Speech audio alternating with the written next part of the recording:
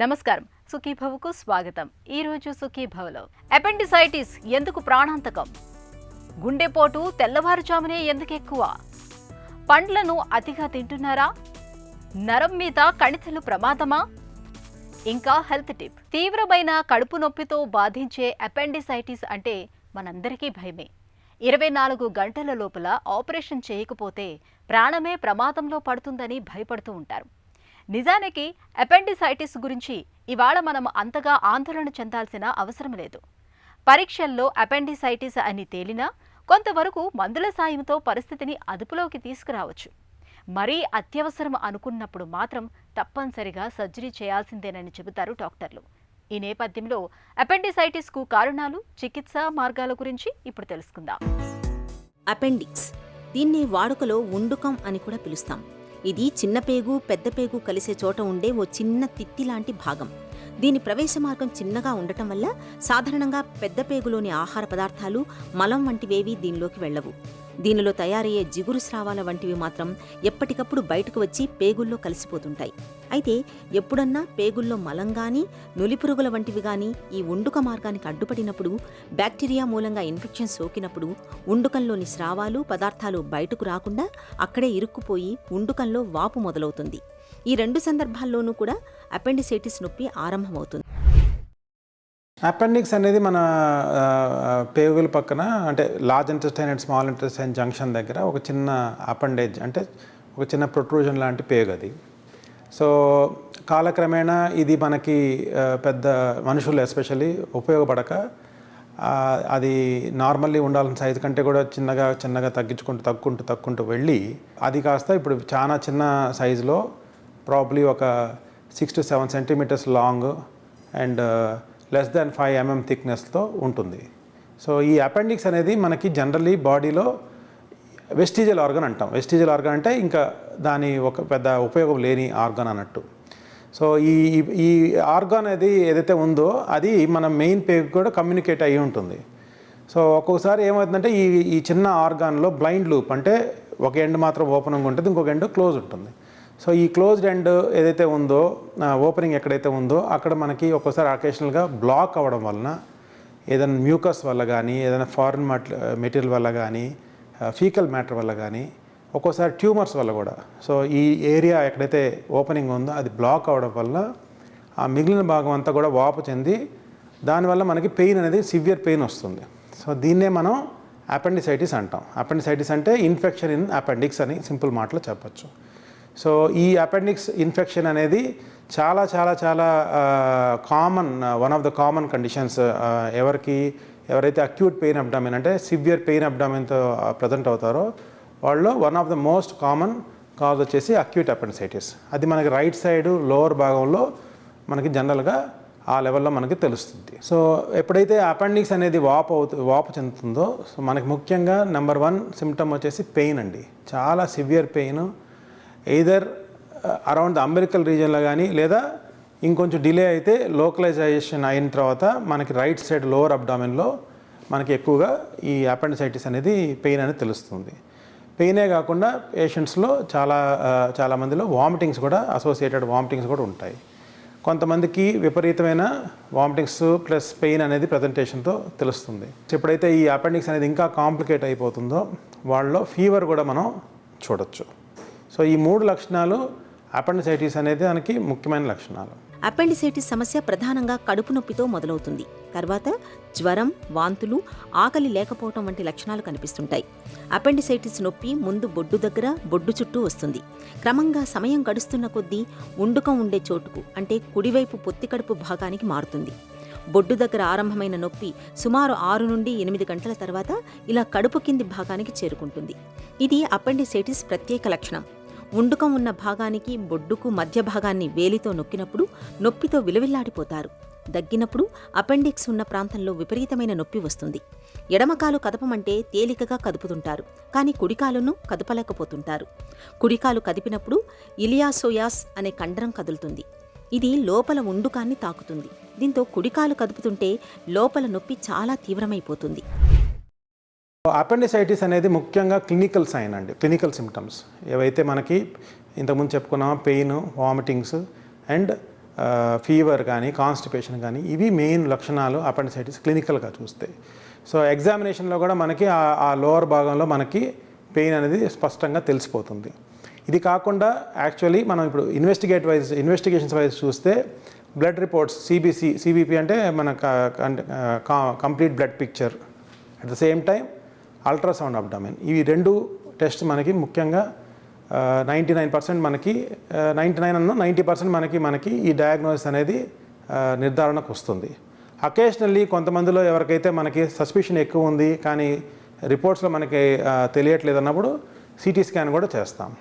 So ఈ test ద్వారా మనం దాన్ని ఖచ్చితంగా అపెండిక్స్ అనేది వాపు ఉందా లేదా అనేది మనం ఖచ్చితంగా తెలుసుకోవచ్చు. ఈ అపెండిక్స్ అనేది ఒకసారి ఇన్ఫెక్షన్ అంటూ దాంట్లో డెవలప్ అయితే మనకి యాంటీబయాటిక్స్ ద్వారా మనం ట్రీట్మెంట్ చేసినా ప్రస్తుతానికి ఈ ఒక ఎపిసోడ్లో మనకి అది తగ్గినా అది మళ్ళీ రిపీట్ అయ్యే ఛాన్సెస్ ఉన్నాయి. మళ్ళీ ఇదే అపెండిక్స్ మళ్ళీ ఇన్ఫ్లేమ్డ్ అయ్యే ఛాన్సెస్ ఉన్నాయి, ఇన్ఫెక్షన్ వచ్చే ఛాన్సెస్ ఉన్నాయి.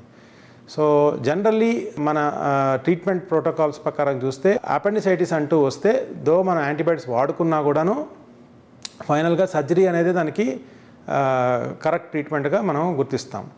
There are multiple studies also. మనకి ఈ మధ్య కాలంలో కొన్ని స్టడీస్ కూడా చేశారు, ఎక్కడైతే ఒట్టి యాంటీబయాటిక్స్ ఇచ్చి ట్రీట్మెంట్ చూసుకొని లేదా అలాంగ్ విత్ సర్జరీ అనేది చూశారు. సో ఈ కంపారిటివ్ స్టడీస్ చూసినా కూడా రిజల్ట్స్ మనకి అంటే 30 days వరకు ఈ కంపారిజన్ చేస్తే మనకి సిమిలర్గా అనిపించినా కూడాను లాంగ్ టర్మ్ రిజల్ట్స్ పరంగా చూస్తే మాత్రం ఖచ్చితంగా సర్జరీ అనేది దానికి ముఖ్యమైన ట్రీట్మెంట్గా కనిపిస్తుంది.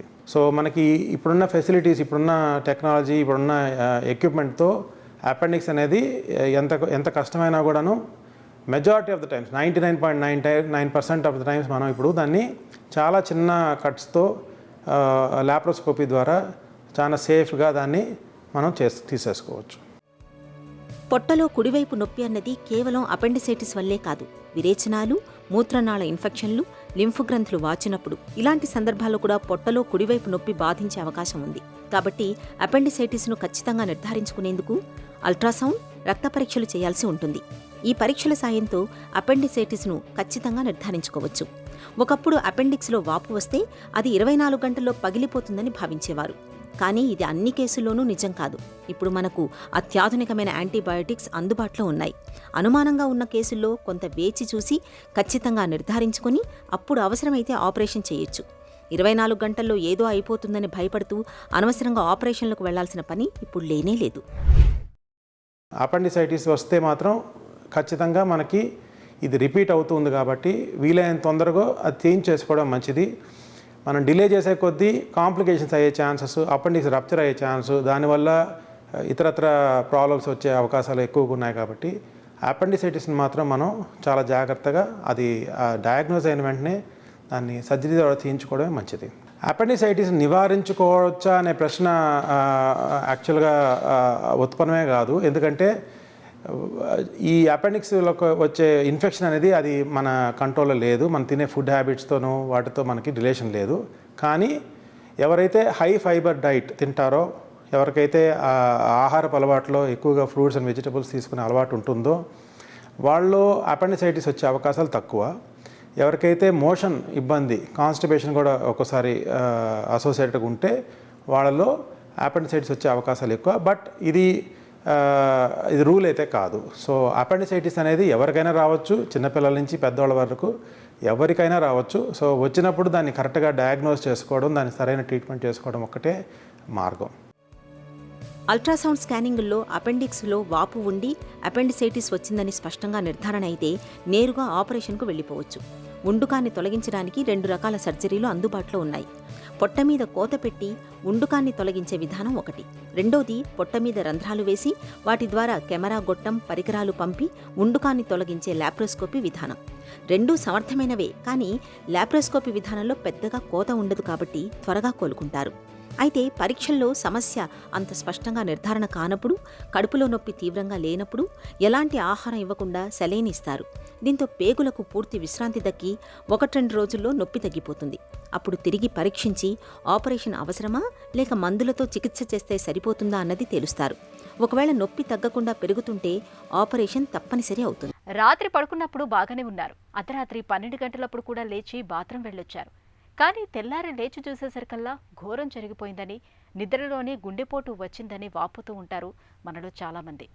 పరీక్షల్లో కూడా తెల్లవారుజామున గుండెపోటు వచ్చిందని తేలుతూ ఉంటుంది. గుండెపోటు కేసుల్ని, మరణాల్ని పరిశీలించినప్పుడు మనలో చాలామంది తెల్లవారుజామునే ఎక్కువగా గుండెపోటు బారిన పడుతున్నారు. అసలు వేకువజాములో గుండెపోటు రావడానికి వెనుక ప్రత్యేకమైన కారణాలు ఏవైనా ఉన్నాయా అంటే అవుననే సమాధానం చెబుతున్నారు డాక్టర్లు. గుండెపోటు ఎక్కువగా తెల్లవారుజామునే రావటానికి వెనుక కారణాల గురించి ఇప్పుడు తెలుసుకుందాం. ఈ తెల్లవారుజామున గుండె నొప్పి వచ్చే అవకాశం కొంచెం ఎక్కువగా ఉందన్నాను కాబట్టి సో ఈ టైంలో వచ్చే పెయిన్ని ఎప్పుడు నెగ్లెక్ట్ చేయొద్దు, అశ్రద్ధ చేయొద్దు.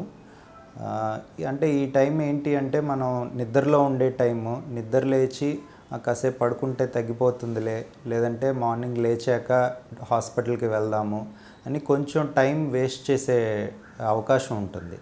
కానీ ఎప్పుడు అలా చేయొద్దు. నొప్పి వచ్చిన వెంటనే ఎంత త్వరగా వీలైతే అంత త్వరగా దగ్గరలో ఉన్న హాస్పిటల్కి వెళ్ళి ఈసీజీ చేయించుకోవడమో, డాక్టర్ని కన్సల్ట్ అవ్వడమో చేయండి. అలాగే మీ ఫ్యామిలీ మెంబర్స్లో కూడా ఇటువంటి సిమ్టమ్స్ ఏం వచ్చినా సరే వెంటనే టైం అనేది వేస్ట్ చేయకుండా వెళ్ళమనండి.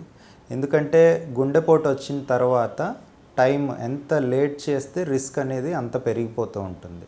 ట్రీట్మెంట్ ఎంత త్వరగా చేసుకుంటే రిజల్ట్స్ అనేవి అంత బాగుంటుంది. గుండెపోటు అంటే ఛాతిలో నొప్పి వచ్చినప్పుడు ఇమీడియట్గా మనం ఏం చేయగలము అంటే ఎకోస్ప్రిన్ ట్యాబ్లెట్ అనేది తీసుకోవచ్చు. ఎకోస్ప్రిన్ డోస్ ఉంటుంది 150 mg. ఆ ట్యాబ్లెట్ తీసుకోవచ్చు. ఎంత త్వరగా వీలైతే అంత త్వరగా దగ్గరలో ఉన్న హాస్పిటల్కి వెళ్ళి ఈసీజీ చేయించుకోండి. పెయిన్ బాగా సివియర్గా ఉంది అంటే సార్బిట్రేట్ అనే ట్యాబ్లెట్ నాలుగు కింద పెట్టుకొని చూడొచ్చు. బట్ ఏదైనా ఈ మెడికేషన్స్ తీసుకొని వెయిట్ చేద్దామనే ఆలోచన ఉండకూడదు. మెడిసిన్స్ అనేది జస్ట్ సిమ్టమ్ రిలీఫ్ కోసమే. ఈసీజీ చేయించుకోవడం అనేది లేట్ అవ్వకూడదు. డాక్టర్ని కన్సల్ట్ అవ్వడం అనేది కూడా లేట్ అవ్వకూడదు. గుండెపోటు వచ్చే పేషెంట్స్ని వీలైనంత వరకు మనం స్ట్రెయిన్ పెట్టకూడదు వాళ్ళ మీద. అంటే ఫర్ ఎగ్జాంపుల్ హార్ట్ అటాక్ పేషెంట్స్ని మనం కూర్చున్న పేషెంట్ని లేపినా సరే అది హార్ట్ మీద స్ట్రెయిన్ పడినట్టు, అంటే స్ట్రెస్ ఉంటుంది హార్ట్ మీద. ఇంకా అలాగే నడిచినా సరే, మెట్లు ఎక్కినా సరే విపరీతమైన స్ట్రెస్ పడుతుంది హార్ట్ అటాక్ ఉన్న గుండె మీద. ఇలాగా హార్ట్ అటాక్ ఉన్న గుండె మీద ఎటువంటి స్ట్రెస్ ఉన్నా సరే ఆ టైంలో కాంప్లికేషన్స్ వచ్చే ఛాన్సెస్ ఎక్కువగా ఉంటాయి. సో వీలైనంత వరకు పేషెంట్ని నడిపించకూడదు, లేపకూడదు. వీల్ చైర్ కానీ స్ట్రెచ్చర్లోనే షిఫ్ట్ చేయాలి. వెంటనే హాస్పిటల్కి తీసుకెళ్ళాలి. ఫ్రూట్స్ తింటే ఆరోగ్యం బేషుగ్గా ఉంటుంది. ఇందులో మరో మాటకు తావులేదు. కానీ ఆరోగ్యం దక్కుతుందన్న సాకుతో పండ్లను అదే పనిగా తినటం కూడా ఏమంత మంచిది కాదు. అతి చేస్తే గతి చెడుతుందన్న చందాగా పండ్లను అతిగా తినటం మొదలు పెడితే లేనిపోని సమస్యలు తలెత్తే ప్రమాదం కూడా ఉంటుందని గుర్తుంచుకోవాలి. పండ్లలో సహజంగానే చక్కెరలు, క్యాలరీలు ఎక్కువగా ఉంటాయి. ఆరోగ్యం పేరుతో వీటిని అతిగా తినటం మొదలు పెడితే బరువు పెరగటం, జీర్ణ వ్యవస్థ అస్తవ్యస్తం కావటం వంటి సమస్యలు మొదలవుతాయని చెబుతారు పోషకాహార నిపుణులు. పండ్లను అతిగా తినటం ఎందుకు మంచిది కాదో ఇప్పుడు తెలుసుకుందాం. ఫ్రూట్స్ అనగానే అందరూ జ్యూస్ ఎక్కువగా ప్రిఫర్ చేస్తూ ఉంటారు. సో ఫ్రూట్స్ మనం ఎప్పుడైతే జ్యూస్ ఫామ్లో తీసుకుంటూ ఉంటామో, జ్యూస్ ఎప్పుడైతే ప్రిపేర్ చేస్తామో మనకు ఫైబర్ కంటెంట్ అనేది ఆల్మోస్ట్ ఆల్ ఫైబర్ కంటెంట్ అనేది డ్యామేజ్ అయిపోతూ ఉంటుంది. ప్లస్ న్యూట్రియంట్ వైజ్ చూస్తే కనుక మనకు ఈ anti oxidant vitamins and minerals ఏవైతే మనకు ఫ్రూట్స్లో ఉంటాయో ఆక్సిడైజ్ అయ్యే అవకాశం ఎక్కువగా ఉంటుంది. సో 60% ఆఫ్ యాంటీ ఆక్సిడెంట్స్ అనేవి ఆక్సిడైజ్ అయిపోతూ ఉంటాయి మనం ఎప్పుడైతే ఫ్రూట్ని జ్యూస్ ఫామ్లో ప్రిపేర్ చేస్తామో. సో యాజ్ సచ్ రా ఫ్రూట్ తీసుకోవడం చాలా వరకు బెనిఫిషియల్ ఉంటుంది. ఎందుకంటే మనకు చాలా యాంటీ ఆక్సిడెంట్ న్యూట్రియంట్స్ ఉంటాయి కాబట్టి ఎక్కువ ఫ్రూట్స్ తీసుకోవడం వల్ల మనకు హెల్త్ బెనిఫిట్స్ ఉంటాయి అన్నమాట. కానీ ప్రతి ఒక్క ఫుడ్ ఐటమ్కి ఒక లిమిట్ అనేది ఉంటుంది. ఎనీథింగ్ ఏదైనా, ఈవెన్ మీరు వాటర్ కూడా ఎక్కువగా తీసుకుంటే అది ఎక్సెసివ్ తీసుకోవడం, కన్సంప్షన్ చేయడం వల్ల దానివల్ల హెల్త్ బెనిఫిట్స్ కన్నా కూడా మన హెల్త్ డిటీరియోరేట్ అయ్యే అవకాశం ఎక్కువగా ఉంటుంది. సో ఎప్పుడైతే మనం ఫ్రూట్స్ ఎక్కువ శాతంలో అంటే 2 to 3 fruits per day or 300 to 400 or maximum 500 grams వరకు మనము కన్జ్యూమ్ చేయొచ్చు. ఎప్పుడైతే దానికన్నా ఎక్కువ క్వాంటిటీ మనం తీసుకుంటూ ఉంటామో ఫ్రూట్స్లో షుగర్ కంటెంట్ ఎక్కువగా ఉంటుంది కాబట్టి, పీచు పదార్థం అనేది ఎక్కువగా ఉంటుంది కాబట్టి మన డైజెస్టివ్ ట్రాక్ట్ అనేది టోటల్గా డిస్టర్బ్ అయిపోయి దానివల్ల ఎక్సెసివ్ షుగర్ కన్సంప్షన్ వల్ల డయాబెటీస్ రావడం కానివ్వండి, వెయిట్ పెరగడం కానివ్వండి, ఓవరాల్గా డైజెషన్ డిస్టర్బ్ అవ్వడం కానివ్వండి, కడుపు ఉబ్బరంగా అనిపించడం కానివ్వండి, యాసిడిటీ ఇలాంటివి, మలబద్ధకం కూడా ఎక్కువ ఫ్రూట్స్ తీసుకొని వాటర్ కన్స్యూమ్ తక్కువ చేస్తే కూడా ఈవెన్ మలబద్ధకం అవుతూ ఉంటుంది. సో అలాంటివి ఏవి మీకు సమస్యలు రాకుండా ఉండాలి అంటే minimum 200 to maximum 500 grams fruits అనేది మనం రెగ్యులర్లో కన్జ్యూమ్ చేస్తూ ఉంటాం. కణితి అనగానే మనకు ఎక్కడలేని భయం పుట్టుకొచ్చేస్తూ ఉంటుంది. నిజానికి కణితులన్నీ క్యాన్సర్ కావు, చాలా వరకు బినైన్, అంటే మనకు ఎలాంటి హాని కలిగించినవే ఉంటాయి. న్యూరోఫైబ్రోమాస్ అలాంటివే, చర్మం కింద నరాల మీద అక్కడక్కడ కొవ్వుగడ్డల్లాగా కనిపిస్తూ ఉంటాయి. వీటితో నొప్పి, బాధ వంటివేవీ ఉండవు. చూడటానికి ఉబ్బెత్తుగా కనిపించడం తప్ప వీటితో పెద్దగా ప్రమాదం ఉండదని చెబుతారు డాక్టర్లు. అయితే ఈ గడ్డలు వయసుతో పాటు పెరుగుతున్నప్పుడు, నొప్పి, బాధ వంటివి కలుగుతున్నప్పుడు ఆలస్యం చేయకుండా డాక్టర్ని సంప్రదించాలి. న్యూరోఫైబ్రోమాల గురించిన పూర్తి వివరాలని డాక్టర్ని అడిగి ఇప్పుడు తెలుసుకుందాం. న్యూరోఫైబ్రోమాస్ అంటే ఏంటి, ఎందుకు వస్తాయి?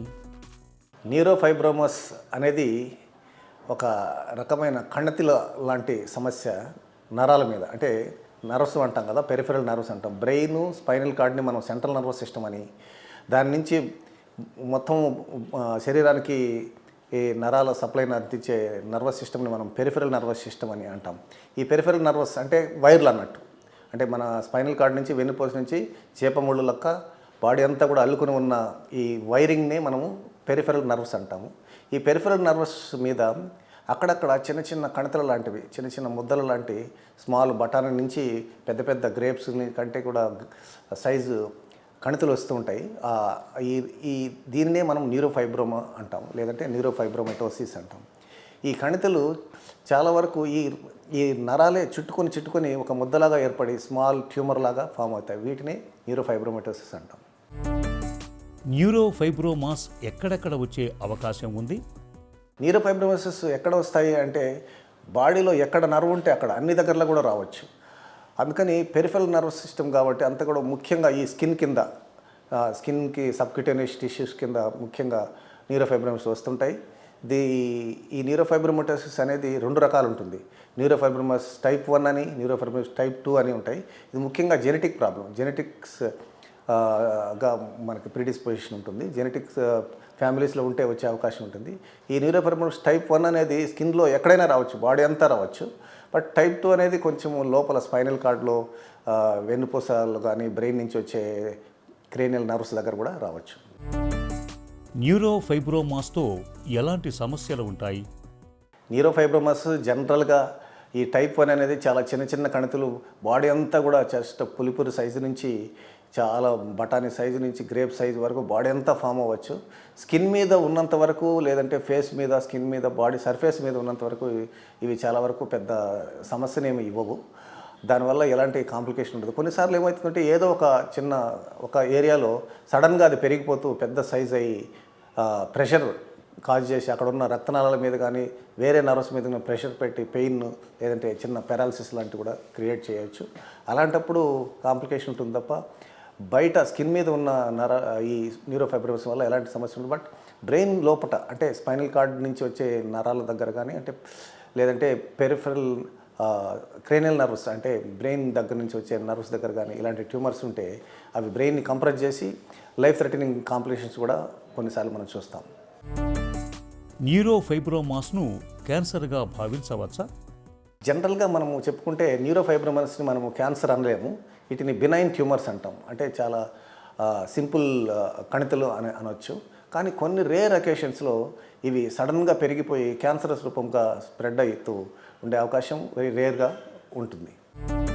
న్యూరోఫైబ్రోమాస్ని ఎలా నిర్ధారిస్తారు? న్యూరోఫైబ్రోమాస్ని మనము డయాగ్నోస్ చేయడము లేదా నిర్ధారించడం అనేది చాలా సింపుల్ విషయం. ఇది బయాప్సీ, అంటే స్కిన్ మీద ఉంటే ఈజీగా ఒక శాంపుల్, ఒక చిన్న కణితిని మనము బయాప్సీ చేసి మైక్రోస్కోపిక్ ఎగ్జామినేషన్, హిస్టోపెథాలజీకి చేస్తే చాలా సింపుల్గా నిర్ధారించడానికి వీలుంటుంది. న్యూరోఫైబ్రోమాస్కు చికిత్స ఎలా ఉంటుంది?